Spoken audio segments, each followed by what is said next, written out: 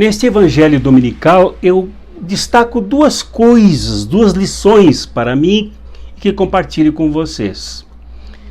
A primeira é de que o projeto de Jesus, que é do messianato do reino de Deus, se inspira um bom bocado nos sonhos dos profetas, especialmente o profeta Isaías, de que o reino de Jesus seria um grande banquete servido a todas as pessoas que se convertessem ao projeto dele, principalmente os pobres.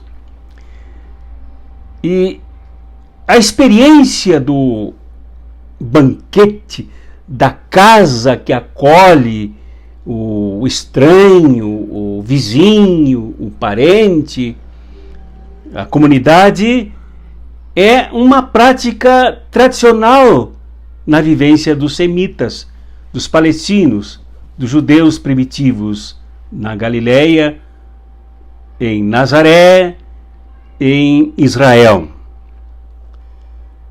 Mas Jesus transforma esse banquete, que é da experiência cotidiana, é da experiência cultural, é uma experiência de fé e é sonho do profeta, num projeto muito maior.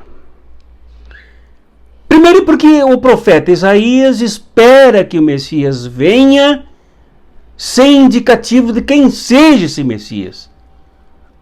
A aspiração do Messias do Velho Testamento não é o mesmo projeto de Jesus, de Lucas e do Novo Testamento.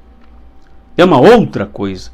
E Jesus então realiza nele mesmo aquilo que é a aspiração da alma humana, principalmente dos pobres.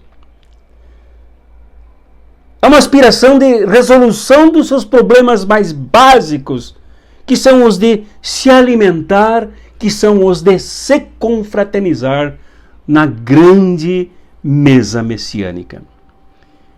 E a outra correção que Jesus faz é de que as mesas servidas das famílias, das casas, segundo a tradição semita, eram mesas em casas individuais, das casas das famílias.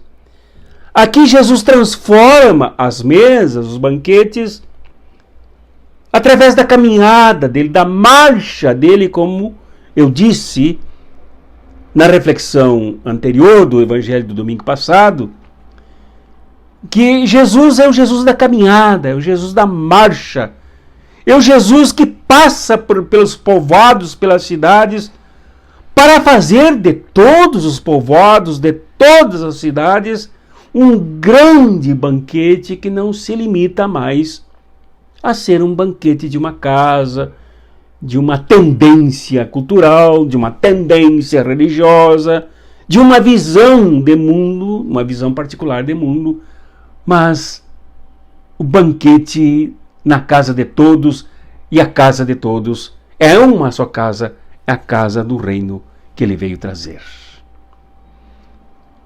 Um banquete que não exclui, um banquete que não tem como critério o moralismo que faz umas pessoas melhores e outras muito piores.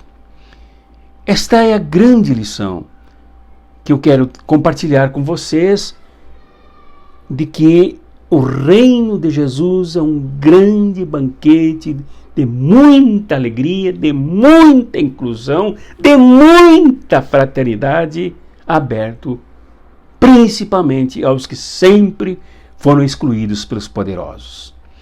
E a segunda lição é de que nesse banquete na casa do fariseu que o convidou, que o acolheu, Jesus quebra paradigma. O paradigma do banquete do fariseu era daquele que o fazia convidar as pessoas que ele quisesse. E Jesus, ao sentar-se à mesa, logo já conta uma parábola.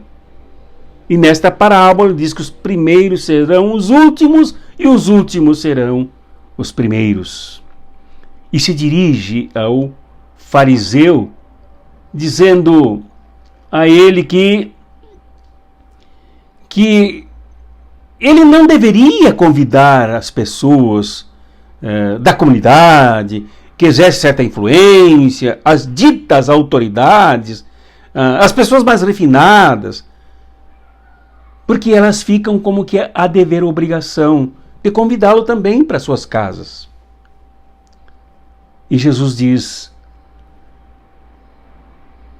quando ofereces um banquete, convida os pobres, os aleijados, os coxos e os cegos, e serás feliz por eles não terem com que retribuir-te. Ser-te-á retribuição na ressurreição dos justos. Isto é, na implantação total do reino. Quer dizer, Jesus quebra com essa coisa do dever e de obrigação, as pessoas ficarem empenhadas umas com as outras em troca de favores. Nesta sociedade de favorecimentos, nesta sociedade de privilégios, nesta sociedade de casta. E a quebra do paradigma sempre inclui os pobres, a quem ninguém fica devendo obrigação, além deles se satisfazerem nas suas necessidades mais justas e mais básicas, que é a de se alimentar, que é de se encontrar, que é de se confraternizar, que é de se sentirem numa só casa, a casa do Pai. Essas duas lições, esses dois pontos são fundamentais para a nossa fé. O primeiro é fundamental para que alimente a nossa missão, a nossa perspectiva de evangelização, nosso esforço de luta para fazermos com que o banquete seja inclusivo para todas as pessoas, notadamente as mais injustiçadas. Segundo o critério desta parábola e do ensino de Jesus, as pessoas não são pobres porque são designadas à pobreza, porque são destinadas a serem pobres, porque são predestinadas a serem miseráveis e a viverem na miséria. Elas são pobres porque foram excluídas pelos reinos deste mundo, o Império Romano e a religião que traiu as suas origens para servir aos poderosos. Não o banquete de Jesus, o banquete que faz de todos a casa do banquete e que faz do mundo todo uma grande casa do banquete do reino, não tem privilegiados, não tem traição, não tem casta, é para todos. E a segunda lição é quebrar com o fingimento social, chamado consenso social, né? Do dever obrigações sociais, e fazer o banquete, construir o banquete, abrir o banquete por um profundo senso de missão do reino de Jesus e não por obrigação imposta socialmente pelo cinismo social.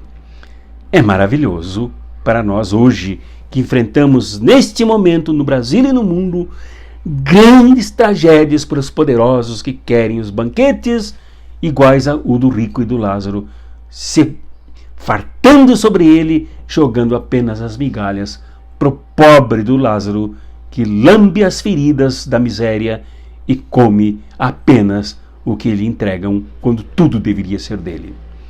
A grande lição para alimentar a nossa luta, alimentar a nossa fé, alimentar a nossa esperança e nos ajudar a fazermos das nossas próprias vidas duas coisas: constante banquete, onde Jesus seja incluído, o principal incluído, esteja ali para servir e fazer de nós servidores deste banquete na construção do grande banquete messiânico, para que os pobres, os pisados, os injustiçados, os excluídos se alimentem de alimento, se alimentem do pão e se alimentem da grande fraternidade que o reino de Jesus nos traz.